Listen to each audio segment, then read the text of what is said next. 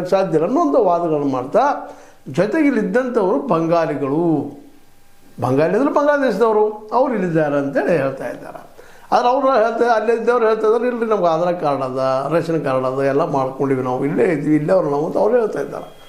ಇದರಲ್ಲಿ ಸತ್ಯವಂತರು ಯಾರು, ಸುಳ್ಳುವಂತರು ಯಾರು, ಇದನ್ನು ತನಿಖೆ ಆಗಬೇಕು ಅನ್ನುವಂಥ ಮಾತು ಸಹಜ ಎಲ್ಲರೂ ಮಾತಾಡ್ತಾರೆ. ಮತ್ತು ಅಲ್ಲಿ ಬಂಗಾಳಿಗಳು ಇದ್ದರೆ ಅವ್ರು ಬಂದರೆ ಹೆಂಗೆ ಅನ್ನೋ ಇನ್ನೊಂದು ಪ್ರಶ್ನೆನೂ ಇಲ್ಲ.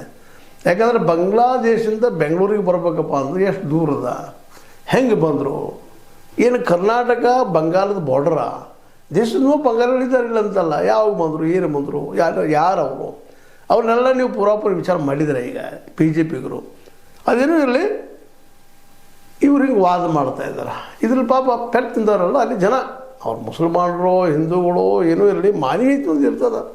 ಹೇಗಾಗಿ ಮನೆಗಳಿಗೆ ಕೆಡವಿದ್ದಾರೆ, ಏನೋ ಕಟ್ಕೊಂಡಿದ್ದಾರೆ, ಮಾಡ್ಕೊಂಡ್ರೆ ಬದುಕು ಮಾಡ್ತಾರೆ, ಲೈಟ್ ಹಾಕ್ಕೊಂಡಾರ, ಮಾಡ್ಕೊಂಡು ಯಾರೋ ಒಪ್ಪಿಕೊಟ್ಟಿದ್ದಾರೆ. ಈಗಾಗಲೇ ಹಿಂದಿನ ಸರ್ಕಾರ ಒಪ್ಪಿಕೊಟ್ಟಿದ್ದಾವೆ. 20-25 ವರ್ಷಗಳು ಇದ್ದವರಿದ್ದರೆ BJPಗರು ಅದಕ್ಕೆ ಅವತ್ತು ತಗ್ರಾತಾಗಿಲ್ಲ. ಕಾಂಗ್ರೆಸ್ ಅವರು ಅಂತ ಹೌದು ಬಿಡ್ರಿ ಪಾಪ, ಅಪೀಸ್ಮೆಂಟ್ ಪೊಲಿಟಿಕ್ಸ್ ಮಾಡ್ತಾರೆ, ಕೊಟ್ಟಿರ್ಬೋದು. BJPಗೆ ಹಿಂದೆ ಯಾಕೆ ತಕರಾರು ಮಾಡಲಿಲ್ಲ, ಇವತ್ತು ಯಾಕೆ ಅದನ್ನು ದೊಡ್ಡ ಮಾಡ್ತಾಯಿದ್ದಾರೆ ಅನ್ನೋದು ಒಂದು ಪ್ರಶ್ನೆನೂ ಇಲ್ಲ. ಮತ್ತು ಜೊತೆಗೆ ಇವರೆಲ್ಲರೂ ಬಂಗಾಳಿಗಳ ಅನ್ನೋದಕ್ಕೆ ಸಾಕ್ಷಿ ಏನು ಒಂದು.